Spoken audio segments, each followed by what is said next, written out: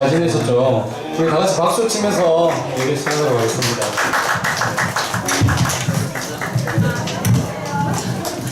네, 다 이렇게 또 한 주 만에 얼굴 뵀는데 금방 얼굴 뵙는 것 같은 마음이 듭니다. 우리 첫 곡 우물가의 여인처럼이라는 찬양인데요. 찬양집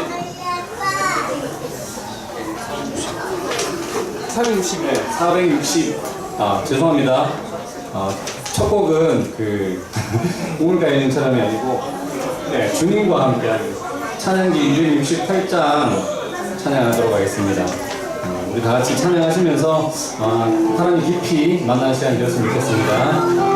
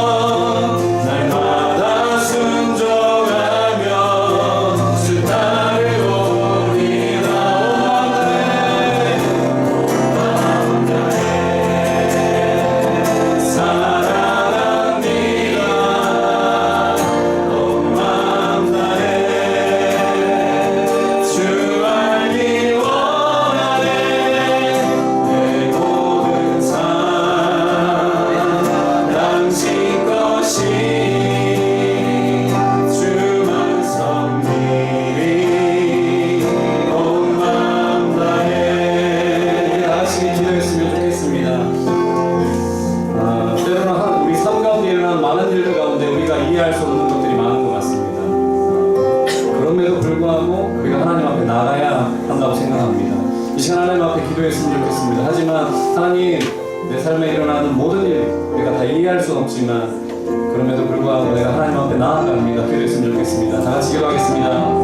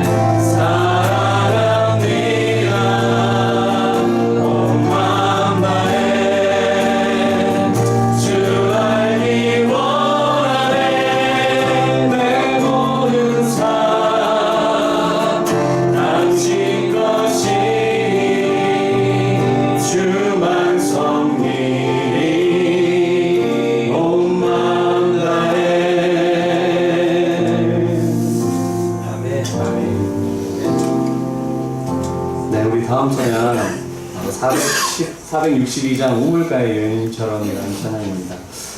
주중에 우리 엄경희 성도님께서 밴드의 책을 읽으시고 나눔을 해주셨어요. 그 글 가운데 어떤 게 제가 참 와닿냐면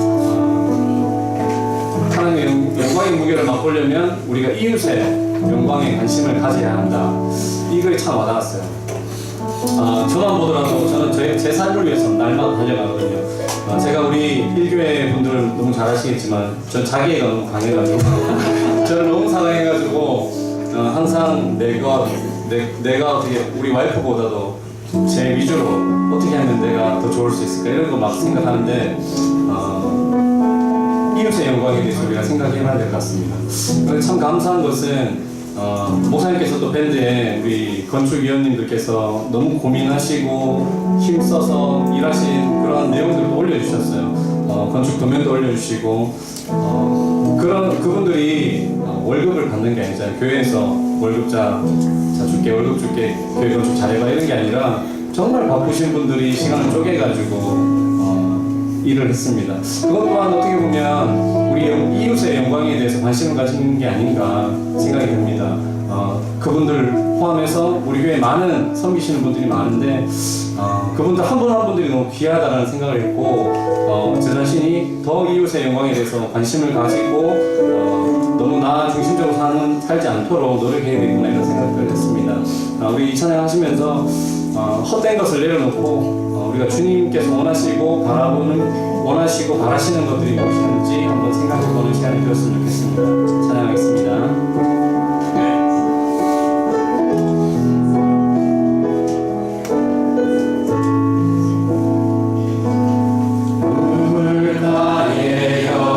처럼 난 구했네. 헛되고 헛된 것들은 그때 주님 하신 말씀 내 샘에와 생수를 마셔라. 많고 많은 사람들이 찾았었네. 헛되고 헛된 것들은 주와 내 감추인 몸에 세상 것과 난 비길 수 없네.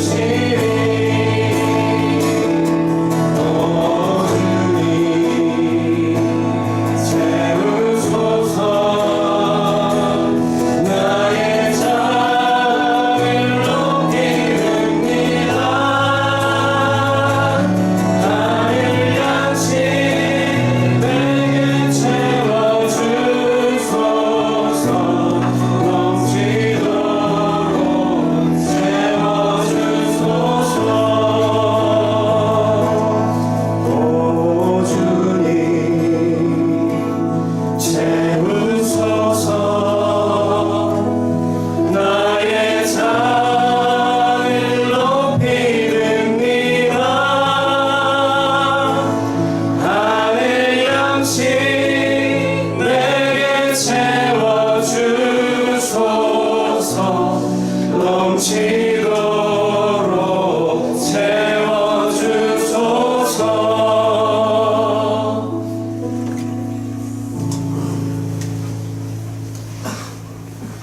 성령과 신부가 말씀하시기를 오라 하시는도다. 듣는 자도 오라 할 것이요 목마른 자도 올 것이요 또 원하는 자는 값없이 생명수를 받으라 하시더라. 이것들을 증언하신 이가 가라사대 내가 진실로 속히 오리라 하시거늘. 아멘. 주 예수여 오시옵소서. 주 예수의 은혜가 모든 자들에게 있을지어다. 아멘. 우리 다 같이 일어나셔서 왕이신 나의 하나님을 고백하며 찬양하도록 하겠습니다.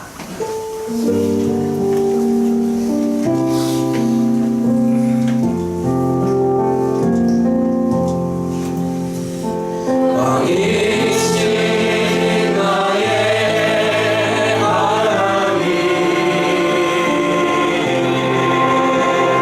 내가 주를 높이고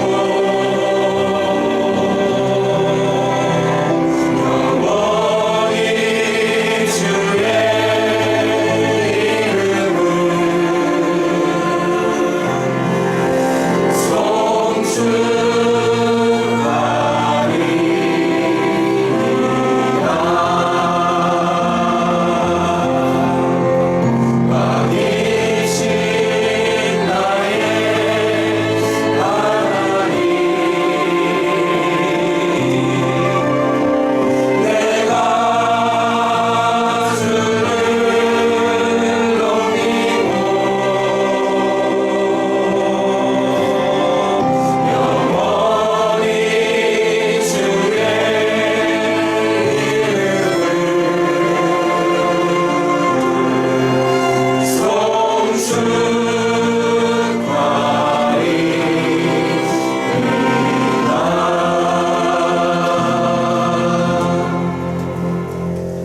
우리의 신앙을 고백하도록 하겠습니다. 전능하사 천지를 만드신 하나님 아버지를 내가 믿사오며 그 외아들 우리 주 예수 그리스도를 믿사오니 이는 성령으로 잉태하사 동정녀 마리아에게 나시고 본디오 빌라도에게 고난을 받으사 십자가에 못 박혀 죽으시고 장사한 지 사흘 만에 죽은 자 가운데서 다시 살아나시며 하늘에 오르사 전능하신 하나님 우편에 앉아 계시다가 저희로서 산자와 죽은 자를 심판하러 오시리라. 성령을 믿사오며 거룩한 공예와 성도가 서로 교통하는 것과 죄를 사하여 주시는 것과 몸이 다시 사는 것과 영원히 사는 것을 믿사옵나이다. 아멘. 우리 자리에 앉으셔서 찬송가 259장 예수 십자가의 흘린 피로써. 예수의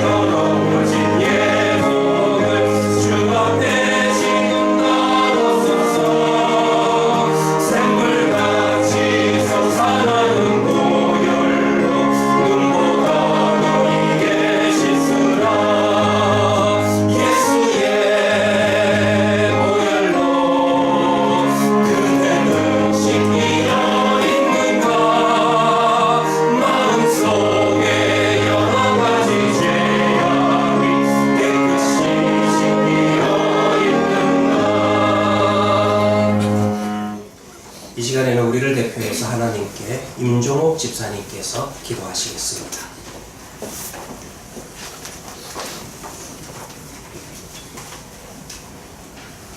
기도하시겠습니다. 창조주 되시는 하나님 아버지, 만물이 생명의 힘으로 다시 움트는 계절이 왔습니다. 우리의 가슴도 하나님을 믿음으로 말미암아 내일에 대한 희망과 기대 가득합니다. 아버지. 이렇게 좋은 곳에서 이렇게 좋은 성도들과 함께 예배하게 하시니 어찌 이리 감사한지요. 오늘 예배를 통하여서 하나님께서 우리에게 어떻게 다가오실지 참으로 설레입니다. 우리 안에 온갖 움츠린 것과 약한 것과 불안함과 아버지. 약한 것을 믿음으로 모두 떨쳐버리고 하나님 약속과 능하심을 믿어 새로운 각오로 새로운 출발하는 그 믿음을 굳게 하는 오늘 예배가 되게 하여 주시옵소서. 아멘. 주님, 이 자리에 함께하지 못한 우리 헤아린 가족들 기억하여 주시옵소서. 무엇으로 인하여서 어디에 있든지 하나님을 향하게 하시고 같은 복을 내려주시기를 간절히 구하옵나이다. 아멘. 하나님, 이 땅에 이 귀한 자유와 평화를 주심을 감사드립니다. 아멘. 군문의 군속들을 강하게 하시고 나라를 경영하는 자들이 명철하여 제 본분을 다할 수 있게 하시고 그들이 하나님을 경외하는 하나님이 인정하는 대한민국이 되기를 간절히 기도드립니다. 거룩하신 주님, 저희 너무 부족하고 연약하여 주님을 의지하지 않을 수 없습니다. 내 안에 자리 잡은 거짓을 깨닫고 돌이켜 순결하고 정직한 삶을 살 수 있게 돌아봐 주시고 나아가 세상을 이길 수 있는 능력을 부어 주시옵소서. 우리 헤아림 교회에서 서로 받쳐주고 서로 용납하고 서로 아껴주며 희생함으로써 이 교회에서 하나님을 알고 용기를 얻고 안식을 얻게 하여 주시옵소서. 아멘. 아멘. 이제 대학에 진학하고 또 대학을 졸업하고 새로운 삶의 국면으로 진입하는 우리 모든 미래 청소년들에게 청년들에게 세상의 주인은 오직 하나님이심을 기억하고 세상을 굴복할 것이 아니라 세상을 이기고 힘차게 나아갈 수 있도록 그들을 붙잡아 주시옵소서. 아멘. 태중에 있는 아기와 갓 태어난 아기로부터 자라나는 모든 아기들에게 갑절의 복을 주시고 배움의 길에 있는 모든 자녀들에게 거룩하게 하시고 총명하게 하셔서 앞으로 하나님의 나라와 이 땅의 주인이 될 수 있는 귀한 복을 내려 주시옵소서. 우리가 초막에 있든지 궁궐에 있든지 주 예수 계신 곳이 천국임을 알고 함께 모이는 이곳에서 기뻐하게 하시고 하나님 만나고 하나님 뜻을 깨달아서 살아갈 수 있도록 힘을 다하여 주시옵소서. 하나님, 내일 라오스로 떠나는 우리 김성수 선교사님 그 길을 형통케 하시고 그 가족을 기억하시고 그분이 가는 그곳에 하나님의 영광이 임하기를 기도합니다. 지키신 하나님, 이제 생명의 말씀을 듣습니다.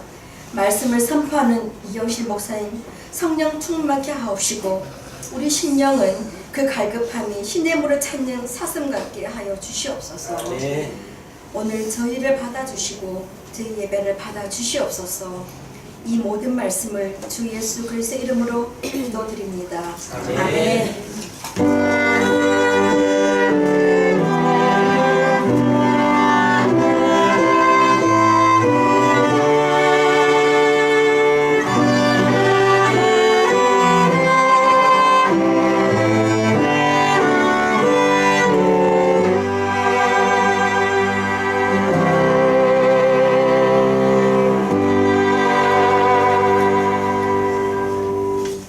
오늘 함께 나눌 하나님의 말씀은 신약 성경 마가복음 9장 19절 말씀부터 29절 말씀입니다. 제가 갖고 있는 성경은 신약 성경 69년이 되겠습니다. 마가복음 9장 19절 말씀부터 29절 말씀입니다.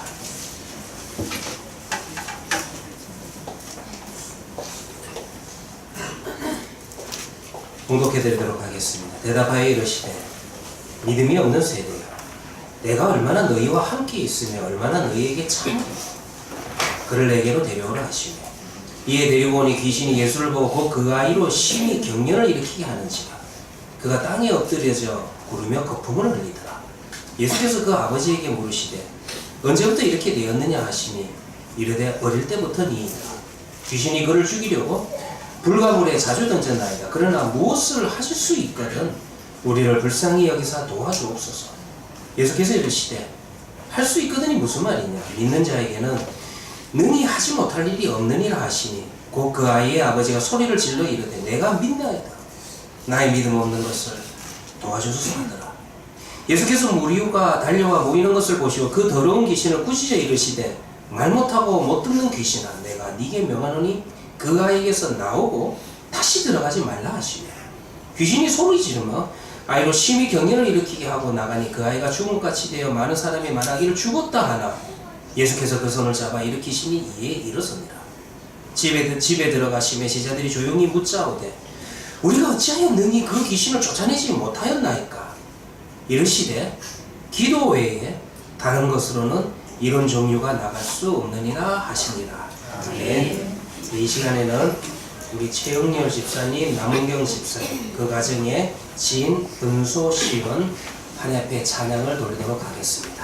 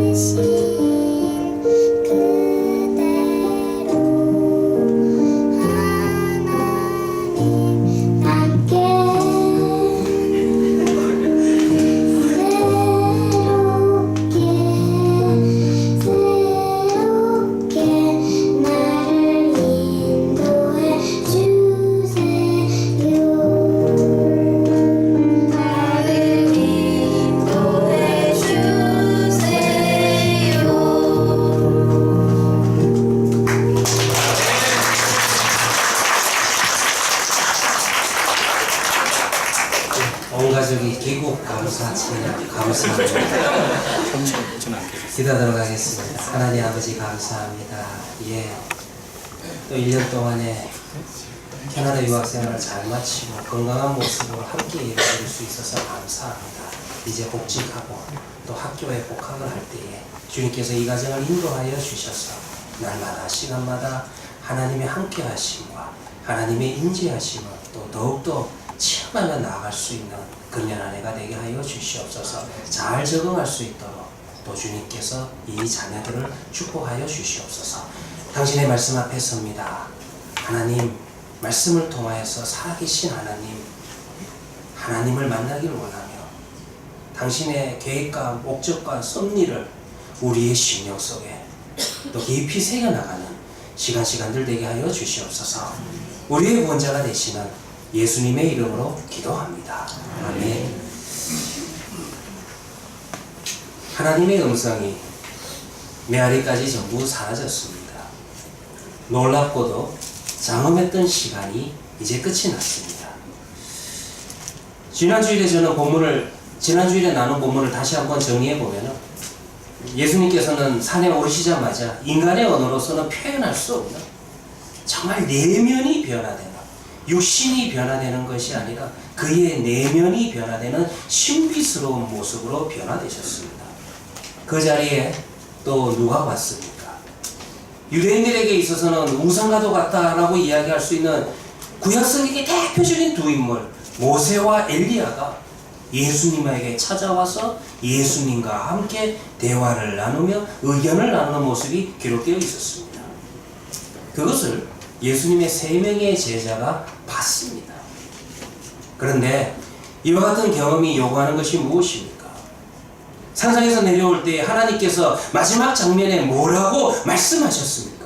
이 사람은 내가 사랑하는 아들이라. 너희들은 이 사람의 말에 들어라, 순종해라. 하나님께서 말씀하셨습니다. 그러면 자, 이제 그 다음 장면을 한번 예상해 볼까요? 예수님과 3명의 제자가 산에서 내려오면서 무슨 대화를 나누었을 것 같습니까? 산에서 내려오면서 최소한 그 장면을 목격한 제자라면, 그 하나님의 음성을 구름 속에서 들었던 제자라면 예수님께서 정말 하나님의 아들이신 것을 이제는 정말 흔들리지 않고 믿었겠지요? 그런데 예수님의 제자들은요, 산에서 내려오기 시작하면서부터 고민을 합니다. 왜 그러냐 하면은 예수님께서 산에서 내려오면서 나는 고난받고 죽어야 돼, 이거를 이야기하는 거예요. 이 말씀을 이야기하시는 거예요. 제자들의 머릿속에는 아마 온갖 질문들이 다 떠올랐을 것입니다. 아마 이것이 그 복잡했던 제자들의 머릿속 생각이 아니었을까, 저는 그렇게 생각을 합니다. 지금 솔직히 하나님께서 보증까지 서가면서 내 사랑하는 아들이야, 이 아들을 믿어, 아들의 말을 들어, 이렇게 이야기까지 하셨지만 단지 지금 그 제자들은요, 이해가 되지 않는 것입니다. 그리고 믿고 싶어도 무슨 영문인지 어떻게 하면 안 믿으려고 노력을 하는 그런 모습이 성경에 기록되어 있다는 것입니다. 이 부분에서요, 우리가 먼저 좀 생각해야 될 내용들이 있습니다. 자, 한번 생각해 볼까요? 하늘의 영광까지 경험한 제자들이, 그 황홀경을 본 제자들이 어떻게 하나님의 아들이신 이 예수님의 말씀이 지금 이해가 되지 않는 것입니까? 이들이 예수님의 말씀을 그대로 받지 못하고 그대로 믿지 못하는 까닭이 도대체 무엇입니까? 그 원인은 지난주에도 잠깐 언급을 했지만은 제자들이 가지고 있는 인식의 한계, 이 인식의 한계에 문제가 있다는 것입니다. 결국은요, 이 인식의 한계라는 말이 무슨 말이냐면은 제자들이 가지고 있는 메시아에 대한 선지식이 있어요. 이 선지식을 놓치지 않으려고 하는 것입니다. 제가 오랫동안 신학교에서 목사가 되고자 하는 신학생들을 가르쳤습니다. 참 신학생들 가운데서요, 정말 대학과정 4년, 신대원 과정 3년, 이렇게 7년을 공부해도요, 바뀌지 않는 거, 정말 바꾸기 어려운 것 중에 하나가 뭐냐 하면은 본인이 신학교 들어오기 전에 가졌던 생각들, 하나님에 대해서 가졌던 막연한 기대, 자신이 원하는 하나님의 모습, 이 생각에서 떠나지를 않아요. 하나님의 말씀을 가리키고 우리 개혁주의 신학자들의 신학적인 서적을 읽히고 공부를 시켜도요, 그 생각에서 한치도 물러서지 않으려고 하는 것을 정말 저는 수없이 경험을 했습니다. 오늘 여러분들 제자들의 목숨 역시 동일하다는 것입니다. 제자들이 가지고 있는 선지식, 그들이 놓치지 않으려고 하는 메시아에 대한 생각들, 모습이 뭡니까? 그들은요, 그 당시 유대인들은 대부분 알고 있던 메시아는 다윗 솔로몬 왕국과 밀접하게 연결이 되어 있습니다. 하나님께서 보내신 구원자 메시아가 과거의 그 지상 왕국을, 다윗의 왕국을 재건할 것이다. 이 메시아 사상은 어떤 메시아 사상이냐면 민족주의적 정치 성향의 메시아 사상이에요. 이 사상이 얼마나 강력한지. 그러다 보니까요, 구약의 여러분들 핵심이 뭡니까? 오실 메시아에 대해서 예언한 것이 구약의 핵심 사상 아닙니까? 그런데 이 메시아에 관한 내용들, 메시아에 관한 예언들 가운데서 그들의 입맛에 맞는 내가 원하는 것만 취사 선택해서 읽어나가는 겁니다. 그러다 보니까 우리 대표적인 성경 구절이 있었죠. 이사야서 53장과 같은 메시아께서 이 땅에 오시고 그분께서 고난받으시고 죽으실 것이라고 하는 이런 이사야서의 말씀들과 같은 이런 하나님의 말씀은 사실상 무시되고 있는 거예요. 읽지도 않고 이해하고 싶지도 않고 믿으려 하지도 않고, 아마 하나님의 말씀에서 이사야서의 말씀을 빼고 싶었을 것입니다. 유대인들은요, 오랜 시간 동안 하나님으로부터 오는 구원자 메시아를 간절히 기다렸습니다. 그런데 오래 기다리면 뭐합니까? 간절히 기다리면 뭐합니까? 그들이 오래 기다렸던, 간절히 기다렸던 메시아는 제2의 다윗 왕국을 재건할 인물을 기다린 거예요. 그러니 잘못된 메시아 소망, 잘못된 메시아에 대한 이미지, 그런 소망을 가지고 그것을 믿음이라고 믿으며 살아갔다는 것입니다. 자, 이런 배경을 갖고 다시 제자들의 문제로 돌아온다면, 예수님께서 지금 내가 고난을 받고 죽을 것이다 이렇게 말씀을 하실 때, 지금 제자들이 그 변화산에서 황홀경을 받지만은 예수님께서 하신 말씀을 도무지 이해하지 못한 것을 알 수가 있다는 것입니다. 그러니 9장 10절을 볼 것 같으면 그 다음 단계죠. 이제 죽고 난 다음에 다시 살아날 것이다. 이 말씀은 더 이해가 되지 않는 거예요. 사실 여러분들 구약 성경을 살펴보면요, 유대인들에게 있어서 부활이라고 하는 개념이 생소한 것은 아니었습니다. 그들이 알고 있었습니다. 그런데 그 부활이라고 하는 개념이 구원자에게 적용된다, 메시아에게 적용된다라는 사실은 지금 메시아께서 고난받고 죽고 난 다음에 다시 살아난다는 이 부활에 대한 신학은 더더욱 이해가 되지 않는 것입니다. 그러니 믿음이라고 하는 게 뭡니까? 자, 다시 원점으로 돌아가서 믿음은 어디에서 시작됩니까? 믿음의 핵심이 무엇입니까? 우리가 무엇을 인정해야 됩니까? 믿음이라고 하는 것은 예수님이 하나님의 아들이시다. 예수님이 하나님의 아들이시다. 여기에서부터 시작돼야 되고, 이 사실을 인정하는 부분부터 시작되는 것입니다. 이것이 믿어질 때에 그분께서 나를 위해서 십자가에서 죽으시고 그분의 이름 안에 영원한 생명이 있다는 것이 믿어질 수가 있다는 거예요. 그런데 이제 성경을 읽어보시면 9장의 내용은, 오늘 저는 19절부터 읽었지만 9장의 내용을 읽어보시면 여기에서 갑자기 또 장면이 바뀝니다. 마가복음이 대체적으로 그런 기법으로 기록을 하지만 또 장면을 바꾸면서 내용이 툭 건너뛰는, 점프하는 그런 느낌을 우리에게 준다는 것입니다. 제자들이요, 지금 이렇게 이야기하면서 또 예수님한테 뭐라고 뜬금없는 질문을 하냐면 11절을 보면 이런 질문을 해요. 이에 예수께 묻자와 이르되 어찌하여 서기관들은 당시 유대계 율법교사들을 말하죠. 엘리야가 먼저 와야 된다고 합니까? 이 이야기를 질문합니다. 자, 좀 설명을 드리겠습니다. 전에 제가 설교에서도 한번 언급을 했지만은요, 메시아께서 오시기 전에 엘리야가 다시 와서 제2의 엘리야가 다시 와서 유대인들을 회개시키고 그들의 왕이신 메시아를 맞을 준비를 시킨다. 이것이 유대인들의 정통적인 믿음입니다. 그런데 이 믿음은 정확한 건 맞아요. 이 믿음은 구약을 정확하게 해석한 것은 맞습니다. 자, 그러면은요, 이와 같은 것이 전에 사건이 있었죠. 세례요한이 먼저 왔습니다. 광야에서 사람들에게 회개를 외치며 그 세례를 베풀었습니다. 그의 말씀이 남다르다라고 유대인들도 인정을 했습니다. 그래서 유대인들은 뭐라고 이야기했습니까? 야, 이 세례요한이 엘리야가 아니냐? 다시 온 엘리야가 아니냐? 유대인들도 그거를 서로 이야기를 하며 인정하는 내용이 신약 성경에 기록되어 있다는 것입니다. 그리고 난 다음에 이와 같은 경우가 한 번 더 있었죠. 어떤 경우가 있었습니까? 예수님께서 공생의 사역을 시작하면서 복음을 전하시면서 놀라운 이적의 사건들이 생기기 시작을 합니다. 그분이 가지신 하나님의 나라에 대한 말씀과 그분의 모습 속에서 그 모습을 본 유대인들이 야, 엘리야가 다시 왔다! 또 그런 이야기를 인정한 적이 있었다는 거예요.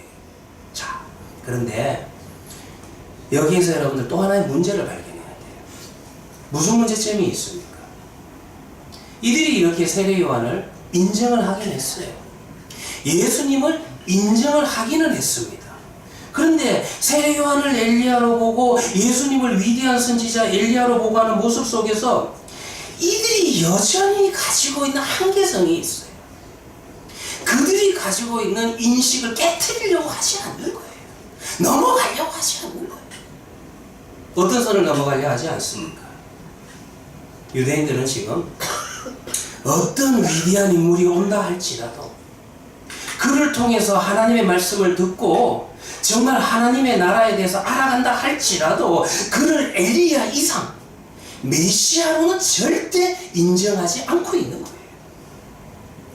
왜? 그 이상 넘어가지 않는 겁니까? 왜 메시아로 인정은 죽어도 안 하는 겁니까? 왜 이 인식의 한계를 넘어설 생각, 깨트릴 생각은 안 하는 겁니까? 이미 말씀드렸다시피 유대인들은요, 메시아를 기대했어요. 메시아를 기다렸습니다. 그러나 무슨 메시아를 기다렸어요? 내가 원하는 메시아, 내 입맛에 맞는 메시아, 내 말을 들을 수 있는 메시아, 내가 시키는 대로 하는 메시아, 나에게 축복 주는 메시아, 그 메시아만을 기다렸다는 것입니다. 그러니 회개를 외치는 세례요한이 와서 그에게서 증거가 나타나도 절대 인정 안 합니다. 이제 메시아이신 구원자이신 예수님께서 이 땅에 오셔서 하나님의 아들 되신 증거를 이렇게 수없이 보여주고 말씀하셔도 절대로 위대한 선지자 엘리야까지 여기까지만 넘어가지 않는 거예요. 이 상황이요, 지금까지 이어집니다. 지금의 이스라엘을 어떻게 해석해야 되는가? 물론 이것은 신학적으로 조금 이야기를 해야 되기 때문에 오늘 이 시간에는 다루지 않겠지만, 소위 정통파 유대인들은요, 현재까지도 이스라엘 영토를 회복할 메시아를 기다리는 거예요. 이스라엘 영토를 회복하지 못하는 메시아는 메시아가 아니에요. 그럼 우리는 뭐예요? 우리 영적 이스라엘 된 예수 그리스도를 믿는 우리 참 백성들은요, 이스라엘의 입장에선 저것들은 다 거짓된 것들인 거예요. 우리가 메시아라고 믿고 있는 이 예수님은 그들은 지금도 여전히 위대한 선지자 엘리야, 여기에서 넘어가지 않는 겁니다. 자, 아무튼요, 이제 계속해서 12절과 13절을 볼 것 같으면 예수님께서 제자들에게 이렇게 질문을 합니다. 조금 읽어드릴게요. 이르시되 엘리야가 과연 먼저 와서 모든 것을 회복하거니와 어찌 인자에 대하여 기록하기를 많은 고난을 받고 멸시를 당하리라 하였느냐. 그러니 내가 너희에게 이르노니 엘리야가 왔을 때 기록된 바와 같이 사람들이 함부로 대우하였느니라 하시니라. 자, 우리는 지난주에 예수님께서 산에 올라가셔서 거기에서 엘리야와 모세와 대화하는 모습을 살펴본 적이 있습니다. 그 본문을 통해서 우리는 분명히 한 가지는 알 수가 있습니다. 이제 다시 올 거라고 예언하신 그 엘리야가 과연 누구인지 명쾌하게 판정할 권리가 누구에게 있느냐? 당연히 예수님에게 있는 거예요. 예수님에게 있는 이유가 뭡니까? 그분이 하나님의 아들이시기 때문에 있을 뿐만 아니라 그분이 엘리야와 만나서 대화하는 장면이 지난주에 기록되어 있었습니다. 엘리야와 만나서 대화하시는 그 예수님이 과연 이제 다시 올 엘리야가 누구인지 정확하게 이야기하고 가르쳐 줄 수 있는 판단 능력이 그분에게 있다는 거예요. 예수님이 뭐라고 이야기하셨어요? 맞아. 너희가 말하던 그 이야기, 세례 요한이 다시 온 엘리야가 맞아. 그걸 가르쳐 주신 겁니다. 자, 다시 오리라던 엘리야가 누구였죠? 세례 요한이라는 것이 분명하게 밝혀졌습니다. 그러면은 이제 세례 요한을 기준으로 할 때 그 뒤에 오실 메시아가 세례 요한이 자기는 예비자로 왔다라고 선포를 했습니다. 그래서 누구를 지목했어요? 세례 요한이 예수님을 지목하지 않았습니까? 그러면은 세례 요한 뒤를 이어서 오실 메시아가 과연 누구인지 분명하게 드러나고 있다는 것입니다. 요한계시록을 보면은요, 우리 주님 다시 오실 마지막 때에 천사들이 나팔 소리를 울립니다. 그래서 우리는 천군 천사들의 나팔 소리를 기다리죠. 그래서 그 기다리는 마음을 찬송에 실어서 찬송으로도 부릅니다. 우리가 왜 나팔 소리를 기다립니까? 나팔 소리 때문이 아니죠. 그 나팔 소리와 함께 등장할 예수님의 재림, 그 예수님의 재림을 기다리는 거 아닙니까? 그렇습니다. 하나님의 백성이 정말로 기다리는 것은 나팔 소리가 아니라 실제에 있어서는 메시아입니다. 이렇게 볼 때 세례 요한은 나팔 소리입니다. 그렇다면 세례 요한을 통해서 하나님의 말씀을 들은, 나팔 소리를 들은 사람들은 이제 뭐를 기대하고 누구를 만나야 돼요? 메시아를 기대하고 메시아를 만나야 되는 거 아닙니까? 이제는요, 엘리야를 만나는 게 아니라 이제는 구원자를 만나야 됩니다. 그런데 예수님의 말씀이 계속됩니다. 하지만 내가 분명하게 말하는데, 너희가 그렇게 간절히 기다리던 엘리야, 그 엘리야가 다시 오니까 너희들은 어떻게 했어? 멋대로 대우하지 않았느냐? 기다리면 뭐합니까? 메시아가 다스리는 두 번째 이 다윗의 왕국, 그 왕국은 그토록 간절히 기다리면서 메시아 앞에 왔던 엘리야를 그들은 반대하고 박해하고 궁극적으로 죽였어요. 두 번째 엘리야는 회개를 촉구하는 말씀을 전하다가 비참한 죽음을 맞이하게 됐다는 것입니다. 이 부분에서 이제 예수님께서 암시하십니다. 엘리야를 이렇게 부당하게 대접한 이 백성들이 결국은 그 뒤에 올 엘리야, 즉 예수님 자기마저 이렇게 부당하게 대접하지 않겠느냐? 이 점에서 우리는 이제 산에서 내려오는 예수님과 세 제자 사이에서 알쏭달쏭하게 이어지는 대화를 어느 정도 이해할 수가 있습니다. 무슨 말이냐? 다시 한번 정리하면은, 너희와 유대인 대부분이 믿는 것처럼 세례 요한은 다시 온 엘리야가 맞다. 엘리야에 관해서 그렇게 깊이 믿던 너희들이 왜 메시아가 고난을 당하고 죽으리라는 이 예언에 하나님의 말씀은 믿지 않느냐? 그런데 너희들 보자. 그렇게도 기다리던 두 번째 엘리야를 너희들 입맛에 맞지 않다고 멋대로 대우했어. 두 번째 엘리야를 죽였어. 그러면 메시아도 어떻게 할 것 같다?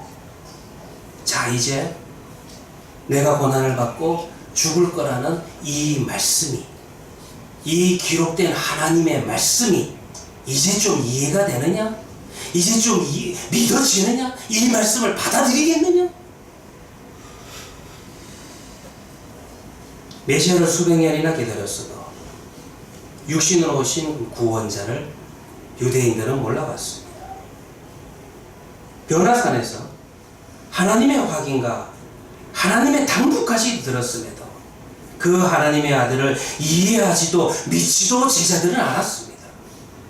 진리를 보아도 진리를 온전히 받아들이지 못하고 자신의 한계 속에서만 인식하려고 하는 나의 죄성이 오늘 이 시간에도 이 자리에서 저희 모습 속에서도 여전히 드러나고 있다는 것입니다.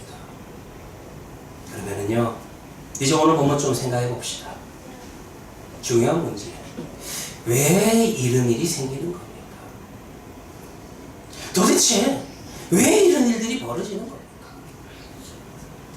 이 이야기가 끝나자마자요, 이제 산 밑에서 무슨 일이 있는지 산 밑에 있었던 이야기가 기록되어 있습니다. 제자들이요, 예수님과 함께 이제 산 아래로 내려왔을 때 많은 사람들이 누군가를 둘러싸고 있었습니다. 그들 가운데서는 남아있던 예수님의 제자들과 유대교의 율법교사라고 이야기하는 서기관들이 있었습니다. 무슨 내용이 펼쳐지고 있냐면 예수님의 제자들과 서기관들 사이에 변론이 일어난다는 것입니다. 우리가 변론이라 이렇게 번역을 하면 좋은 말로 그냥 함께 모여서 토론한다 이런 의미이지만 그런 의미가 아니라 원문적으로 보면 지금 아주 적대적인 태도로 내가 맞고 네가 틀렸다라는 그런 싸움이 일어났다. 그 이야기가 변론한다라는 말의 의미 있는 것입니다.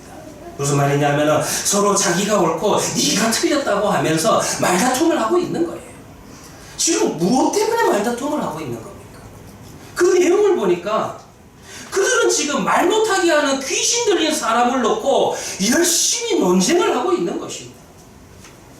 이미 이 소녀는 귀신으로 인하여 듣지 못하고 말하지 못하고 자주 발작을 일으키고 있는 그런 상태에 있습니다. 자, 지금 이 상황을 여러분들의 머릿속에 한번 그려보시기 바랍니다. 놀랍지 않습니까? 귀신으로 인하여 고통받고 있는 소년을 앞에 놓고 그 병든 사람을 앞에 놓고 변론을 하고 있는 거예요. 병이 든 사람은 어떻게 해야 됩니까? 병이 든 사람은 그 병을 고치기 위해서 빨리 그 병에 대해서 치료할 수 있는 병원을 찾아가고 의사를 찾아가야 되는 거 아니에요? 지금 성경에 분명히 기록되어 있지만 이 소년의 병은요 육신의 병이 아니라 귀신으로 인하여서 악한 영으로 인하여서 당한 병이에요. 그러면은 악한 영에 귀신 들린 자는 누구에게 찾아가야 됩니까? 누구에게 부탁해야 돼요? 뭘 해야 됩니까? 귀신 들린 자에게서 이 귀신 들린 자에게서 귀신으로부터 벗어날 수 있도록 그렇게 해줘야 되는 거 아닙니까? 그 악한 영의 세력으로부터 해방시켜줘야 되는 거 아닙니까? 그런데 서기관들은 그렇다 치더라도 지금 예수님을 따라다니고 있는 예수님의 제자들조차 이 자리에 앉아서 그 소년을 앞에 놓고 입으로 논쟁만 하고 있는 거예요. 아무것도 하고 있는 거 아닙니다. 우습지요? 그들은 왜 이와 같이 기가 막힌 일을 하고 있는 거예요? 왜 그런 줄 아세요? 능력이 없으니까, 무식하니까, 모르니까 그냥 입만 나갈나갈 되는 거예요. 하나님의 이름으로 귀신을 쫓는 권세, 하나님의 이름 안에 있는 그 능력을 모르는 겁니다. 그런 능력이 없는 저 사람들은 실상 아무런 결론도 내릴 수 없는, 누구에게든 도움도 되지 않는 논쟁만 하고 있는 겁니다. 더러운 귀신으로 인하여서 불쌍한 인생, 병든 인생을 바라보면서 아무것도 할 수 없고 무능력한 제자들이 할 수 있는 거는 그저 이 소년과 아무 상관없는 도움이 전혀 되지 않는 서기관들과 반대파와 맞물려가지고 논쟁만, 입싸움만 하고 있는 거예요. 예수님이 이 제자들을 포함해서 뭐라고 지금 이야기하세요? 믿음이 없는 세대예요. 얼마나 한심하면 예수님께서 예수님의 제자들을 향해서 믿음이 없는 세대예요. 이런 허탄한 논쟁은 왜 일어나는 겁니까? 이런 허탄한 논쟁은 결국 예수에 대한 믿음이 없기 때문에 일어나는 겁니다. 이 사실이 당사자인 예수님에게 있어서 너무나도 안타깝고 아팠던 것입니다. 이 안타까움은 예수님께서 얼마 전부터 자신의 죽음을 예고하기 시작하셨기 때문에 더욱더 가중되고 있는 것입니다. 예수님이 지금 뭐라고 이야기하세요? 이제 시간이 얼마 안 남았어. 내가 너희와 함께 이 땅에 있을 수 있는 시간이 얼마 안 남았는데 아직도 이러고 있냐? 이것이 여전히 믿음이 없고, 그래서 능력도 없고, 무기력한 제자와 이 세상의 교회와 이 세상의 성도들을 향한 예수님의 안타까움의 실체라는 것입니다. 교회 사명이 뭡니까? 교회 사명은 영혼 구원이에요. 악한 영의 지배를 받고 있는, 아직 예수님을 모르는, 영원한 생명을 모르는 그 영혼에게 하나님의 말씀을 증거하고 하나님을 알게 하고 예수 그리스도 앞에 나오게 해서 악한 영으로부터 지배받았던 그 인생을 해방시켜주는 것이 교회의 사명이에요. 그런데 이 사명을 잊어버리고 뭐 이거 한다 저거 한다, 그거는요 더 이상 교회가 아닙니다. 그것은 더 이상 예배 공동체가 아닙니다. 자, 오늘 이 본문을 통해서 더 해석해야 될 내용들은 있지만 시간 관계상 내용을 좀 빨리 전개하도록 하겠습니다. 이제 귀신 들린 소년은 예수님 앞에 서게 되었고, 그 결과 귀신은 예수님의 명령을 따라서 쫓겨나갑니다. 이제 그 귀신은 그 소년에게 다시 돌아올 여지조차도 예수님께서 완전히 차단해버리셔요. 그런데요, 우리는 오늘 이 본문 속에서 중요한 한 가지 사실을 더 주목해야 됩니다. 예수님께서 귀신 쫓는 능력, 권세를 가지고 있다는 사실보다 더 중요한 발전된 교훈을 오늘 본문 속에서 발견해야만 된다는 것입니다. 사실 예수님이 예수님의 이름 아래 귀신이 쫓는 권세가 있다라고 하는 것은 마가복음 1장에서부터 기록되어 있습니다. 그렇기 때문에 오늘 이 9장 내용에서 이 귀신을 쫓는 이야기가 또 기록된 것은 새삼스러울 것이 없다라는 것입니다. 그러면은 1장에서부터 마가복음에서부터 예수님의 하나님의 아들이시고 그분이 바로 악한 영의 세력으로부터 해방할 수 있는 능력이 있다는 것은 마가복음이 1장에서부터 시작하자마자 선포했기 때문에 새삼스러운 내용이 아님에도 불구하고 오늘 9장에서 왜 또 이와 비슷한 이야기를 또 기록하고 있나, 이것을 여러분 우리가 생각해 봐야 된다는 것입니다. 말 못하게 귀신 들린 소년의 아버지와 예수님의 대화를 볼 것 같으면 여기에서 여러분들 계속해서 반복되고 있는 단어가 있습니다. 우리가 주목해야 되고 두드러지는 단어가 있는데 그 단어가 뭐예요? 그거는 믿음이라는 단어가 나타나고 있다는 것입니다. 이 믿음이라는 단어는 예수님께서 한탄하시는 그 내용 속에서도 나타나고 있다는 것입니다. 예수님의 지적을 따라 이 상황을 간략하게 말하자면 귀신 들린 이 병자를 해결할 수 없는 이 딱한 상황이 뭐가 없기 때문이냐 하면은 믿음이 없다라고 예수님께서 말씀을 하셨습니다. 그러니까 소년의 아버지도 에게도 할 수 있거든이 무슨 말이냐, 믿음에 대해서 이야기해요. 그러니까 이 소년의 아버지도 자신의 믿음 없음을 불쌍하게 여겨달라고 그렇게 부르시고 있다는 것입니다. 그러니까 지금 오늘 본문 속에서 계속해서 등장하는 주요한 단어는 믿음이라고 하는 단어가 등장을 합니다. 그런데요, 또 한 가지 내용이 더 있어요. 이 모든 상황이 정리되고 난 다음에 예수님과 제자들이 또 이야기를 나눕니다. 그런데 예수님과 제자들이 이야기를 나누는 본문을 볼 것 같으면 이전까지는 또 다른 이야기를 하십니다. 제자들이 뭐라고 질문을 했습니까? 왜 자신들은 귀신을 쫓을 능력이 없습니까? 이렇게 예수님께 물었습니다. 이 말을 볼 때요, 또 다른 측면을 좀 생각해 볼 수는 있습니다. 무슨 말이냐면은, 제자들도 귀신을 쫓아내기 위해서 나름대로 노력했구나라는 것을 우리가 지레짐작할 수 있다는 것입니다. 그리고 서기관들과 논쟁한 것도 그 내용 자체는 기록되어 있지 않지만은 귀신을 쫓는 방법을 가지고 내가 옳리 네가 옳리 옥신각신했다는 것을 또 지레짐작할 수 있다는 것입니다. 그런데 이와 같은 제자들의 질문에 대해서 예수님께서 어떻게 대답하셨어요? 29절을 볼 것 같으면은 이르시되 기도 외에 다른 것으로는 이런 종류가 나갈 수 없다. 이렇게 이야기하십니다. 이상하죠? 우리 좀 생각해 보셔야 됩니다. 악한 영의 권세를 이기는 능력이, 귀신을 쫓아내는 능력이 믿음이 없기 때문입니까? 아니면은 기도가 부족해서입니까? 다시 한번 생각하셔야 됩니다. 악한 영을 이기는 능력이 믿음이 없기 때문입니까?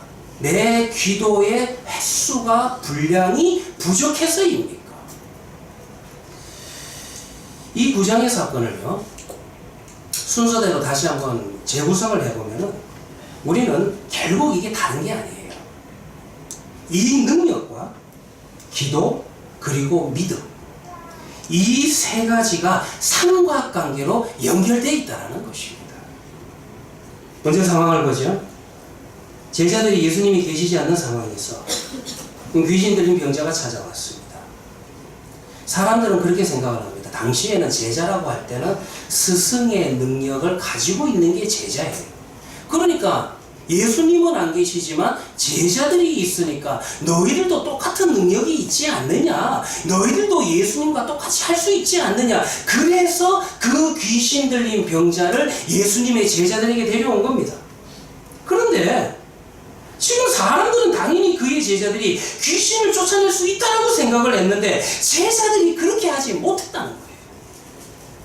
이때 예수님께서 오셔서 귀신을 쫓아내기 전에 믿음이 없는 세대를 먼저 한탄하셨습니다. 다시 말하면 믿음이라고 하는 것은 귀신의 지배에서 벗어날 수 있는, 악한 영의 세력으로부터 벗어날 수 있는 유일한 권세이자 방법이라는 것입니다. 그러면 반대로도 생각해 봐야 돼요. 반대로 믿음이라고 하는 것은 그저 또 좁혀서 귀신을 쫓아내는 능력 그것만을 가지고 있느냐? 그거는 또 아니에요. 믿음이 있으면은 악한 영의 세력으로부터 벗어날 수 있지만은 믿음이라고 하는 것을 그렇게만 한정 지어서 설명할 수 없다는 겁니다. 폭넓게 믿음이라고 하는 게 뭡니까? 믿음은 창조주이신 권세 많으신 하나님을 신뢰하는 겁니다. 그 하나님의 통치 아래 살아가는 방식입니다. 믿음을요 그저 귀신을 쫓아내는 능력이라 그 정도로만 해석하셔도 안 돼요. 이런 능력이 있으니까 귀신을 쫓아내는 능력은 당연히 여러분들 쫓아오는, 그냥 따라오는 겁니다. 우주의 통치자이신 하나님을 의뢰함으로써 그의 권능의 날개 아래 살아가는 방식입니다. 우리가 그분의 통치 아래 살아갈 때 이 세상에 속해 있는 그 어느 것도 우리를 다스릴 수가 없고, 이 세상의 권세를 쥐고 있는 악한 영의 세력도 우리를 해할 수가 없다는 것입니다. 귀신의 능력 아래 고통받는 이를 보면서 예수님께서 이 세대의 믿음 없는 것을 한탄하신 것이 바로 이 부분 때문이라는 것입니다. 더 나아가서 제자들이 이렇게 질문을 했죠. 왜 우리는 선생님처럼 할 수 없습니까? 이렇게 물었을 때 예수님께서는 기도 이외에는 이렇게 할 수 없다라고 말씀을 하셨습니다. 자, 그러면 여기서 우리가 기도에 대해서도 또 생각해 봅시다. 기도가 무엇이길래 예수님께서 이렇게 말씀하신 겁니까? 기도와 믿음은 동질상이에요. 같이 가야 돼요. 기도라고 하는 건 뭡니까? 기도는 하나님께 아뢰는 행위입니다. 아뢰다는 것은 우리가 언제 아뢰요? 그 대상자에 대해서 신뢰하고 전적으로 의지하고 정말 내가 당신에게 항복합니다. 그럴 때 여러분들 우리가 아뢰다라고 그렇게 이야기하지 않습니까? 우리가요, 우리 자신의 문제를 알고 하나님 앞에 기도로 나아간다는 것은 능력 많으신 그 하나님께 그 문제를 의탁한다는 표시라는 겁니다. 그러므로 기도한 사람은 기도의 내용은 주께 온전히 맡기고 오직 감사함과 소망 안에서 살아가게 된다는 것입니다. 바로 그때에 하나님께서 우리 앞에서 다 일하시고 움직이기 시작을 한다는 것입니다. 오늘 본문에 등장하는 제자들은 뭐가 문제입니까? 뭐가 문제예요? 믿음이 없고 믿음이 없으니까 귀신 들린 그 소년을 데려왔을 때 예수 그리스도의 이름으로 기도할 줄 모르는 거예요. 예수 그리스도의 이름으로 이기는 것을 모르는 거예요.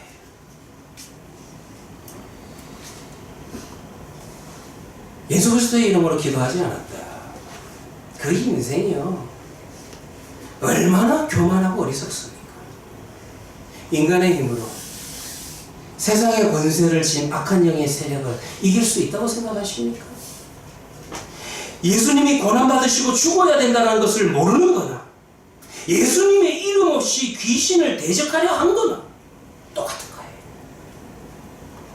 무슨 말이냐 하면, 나는 예수님 없이 악한 영을 이길 수 있습니다.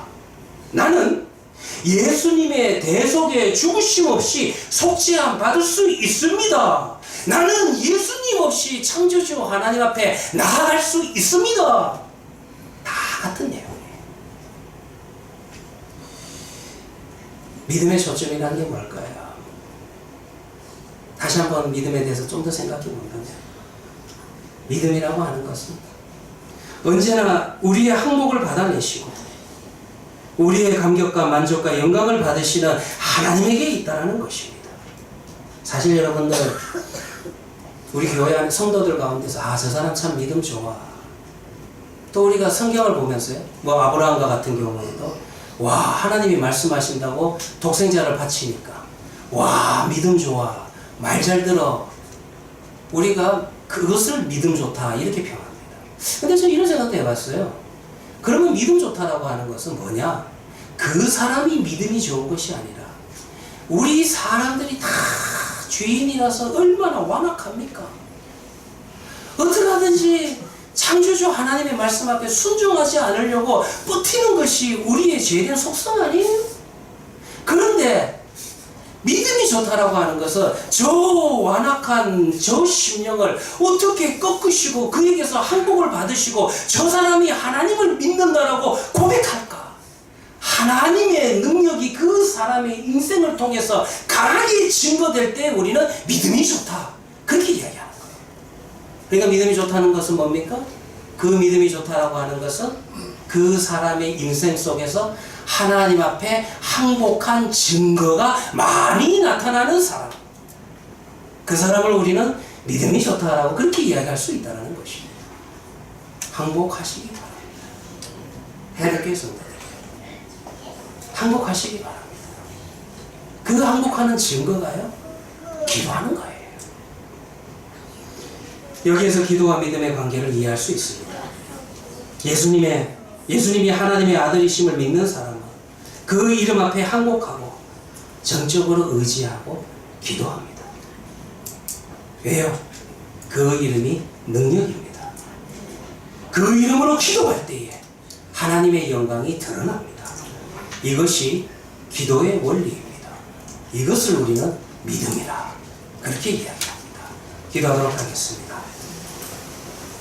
하나님, 은혜를 감사합니다. 주께서 사신 길을 따른다는 것은 우리는 할 수 없습니다. 우리가 가지고 있는 생각, 우리가 가지고 있는 본성과 어긋나기 때문입니다. 그래서 주님께서 친히 내 인생 속으로 들어오시고 찾아오셨습니다. 십자가에서 죽으심으로 우리의 자리를, 나의 운명을 바꾸셨습니다. 창조주 하나님을 알고 예수님이 왜 오셨는지를 알고 세상의 역사가 하나님의 주권 아래에 있음을 알게 되었습니다. 이제는 이 믿음으로 살고 이제는 예수님의 이름으로 기도하며 살아야 됩니다. 고백합니다. 하나님, 이것이 지혜입니다.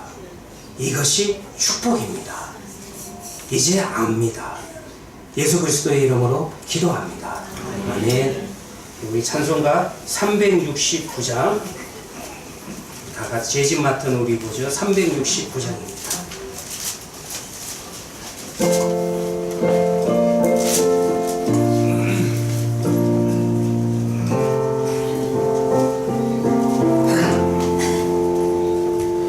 죄짐 맡은 우리 구주,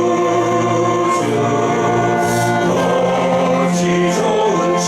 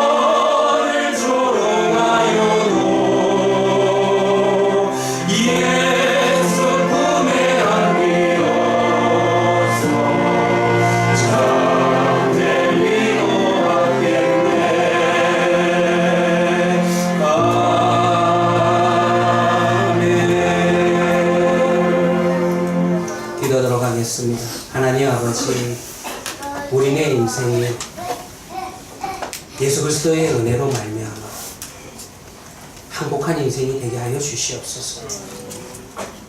주님의 은혜 앞에, 당신이 지신 십자가 앞에, 당신의 죽으심 앞에, 당신의 영광 앞에 완전히 우리의 인식의 한계를 다 내려놓고 행복하며 살아가는 인생이 되게 하여 주시옵소서. 그와 같은 인생이 된 증거로서 하나님, 또 우리가 세상의 물질을 갖고 이 땅에 올라옵니다. 주여, 우리의 인생은 이 땅의 물질이 나의 인생을 만들어가는 것이 아니라 오직 하나님 앞에 행복한 그 믿음으로 인하여 내 인생이 만들어져 간다는 것을 또 한 번 고백하며 확신하며 나아갈 수 있게 하여 주시옵소서. 주 하나님 아버지, 드리는 손길들을 기억하시고 더욱더 하나님 앞에 모든 것을 순종하며 나아가는 귀하고 복된 그와 같은 인생들 되게 하여 주시옵소서. 예수님의 이름으로 기도합니다. 네. 이 시간에는 우리 김민희, 김도연 유아 세례식을 거행하도록 하겠습니다. 유아 세례식에 대해서 잠깐 말씀드리도록 하겠습니다. 우리 유아 세례는 예수 그리스도께서 친히 세우신 의식입니다. 믿음으로 말미암아 의롭다 하심을 얻는 인증이 됩니다. 구약에서는 아브라함의 자손이 할례로 받는 특권이 있었던 것과 같이 복음의 은혜 안에 있는 성도들의 자손들에게 이 예식을 행할 수 있는 특권이 있습니다. 이 시간에 부모님께서 일어나시길 바랍니다. 김성수 집사님, 백장미 집사님, 네, 앞으로 나오시기를 바랍니다. 네, 우리 앞으로 그냥 나옵시다.